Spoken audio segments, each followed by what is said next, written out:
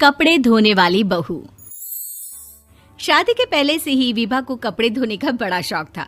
कभी नल के नीचे तो कभी तालाब के पास। अरे मेरी नीली वाली लुंगी नहीं दिख रही है। विभा की अम्मा, कहाँ रखी है लुंगी? अरे वो तो विभा ने परसों ही धोकर रखी थी आपकी अलमारी में, देखो वहीं होगी। वो ना मैंने आज धो दी, मुझे लगा कि गंदी हो गई होगी। अरे कैसे गंदी हो गई थी? उसे तो मैंने पहना भी नहीं। हे भगवान, इस लड़की के कपड़े धोने की आदत से परेशान हो गया हूँ मैं। जितना तो घर में राशन नहीं आता, उससे कहीं ज्यादा डिटर्जेंट पाउडर का खर्चा है। इसकी शादी करवा दो, शादी जाए अपने घर में ही करे काम, फिर चाहे घर के कपड़े धोने हो या पूरे गांव के। हाँ ठीक बोल रही हो, देखता हूँ मैं कोई लड़का। वो दिन भी आ जाता है जब विभा को देखने लड़के वाले आ जाते हैं। लड़की मुझे अच्छी लगी। होने वाली सास कहती है, बेटी अगर कुछ पूछना है तो पूछ लो। वैसे तो हमारी लड़की बहुत ही शर्मीली है, जो बोल दो वो मान लेती है, इसे क्या पूछना होगा। अरे कैसी बात कर रही हो माँ, मुझे इन लोगों के घर रहना है, सवाल तो कई है। हाँ हाँ बेटा, पूछ लो ना, क्या पूछना है। आप लोगों के घर कपड़े कौन धोता है? सास का मुंह बन जाता है। देखो, अगर तुम ये कहना चाहती हो कि तुम्हें कपड़े धोने नहीं आते तो सुन लो, कपड़े मैं ही धोती हूँ, लेकिन तुम्हारे आ जाने के बाद मैं रुमाल तक नहीं धोऊंगी। अरे चुप रहना भाग्यवान, बहू बेचारी घर आई नहीं, उसे डराना शुरू कर दिया। वो क्या है ना बिटिया, अभी तक तो ये कल्लू की माँ ही धोती थी, लेकिन अब तुम्हारे पापा तो दहेज में वॉशिंग मशीन देंगे ही।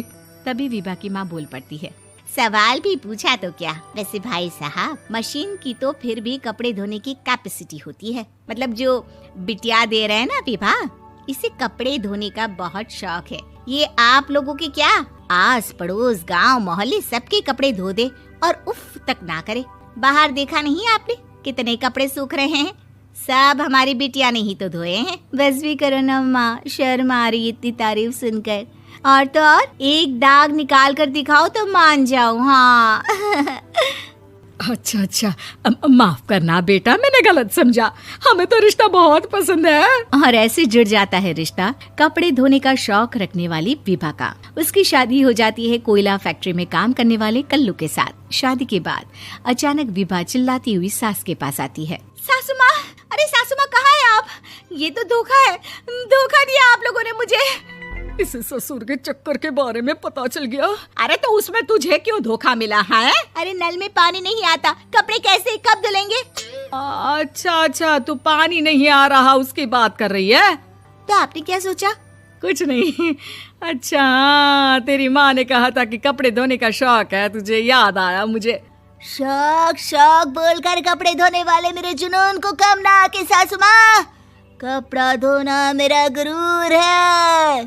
तभी पति भी वहाँ आ जाता है। अभी मैंने इसे सनी देओल की फिल्म दिखाई है, उसी के डायलॉग मार रही है माँ। अच्छा सुन, साफ बता रही हूँ, पानी सुबह 4 से 6 और शाम को 10 से 12 आता है, समझी? विभा टाइमिंग सुनकर हैरान हो जाती है। ये क्या भूतों का मोहल्ला है? सुबह 4 बजे उठकर कौन कपड़े धोता है? 4 बजे टंकी में पानी जाता है, फिर सारा दिन धोना ना, किसने मना किया?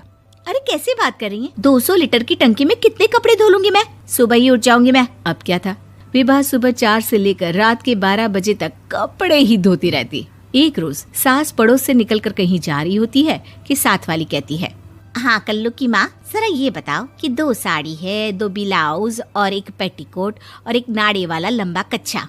हाँ तो? अरे तो क्या, कितना लोगी धुलाई ये बताओ। धोबन दिख रहे हैं हम क्या?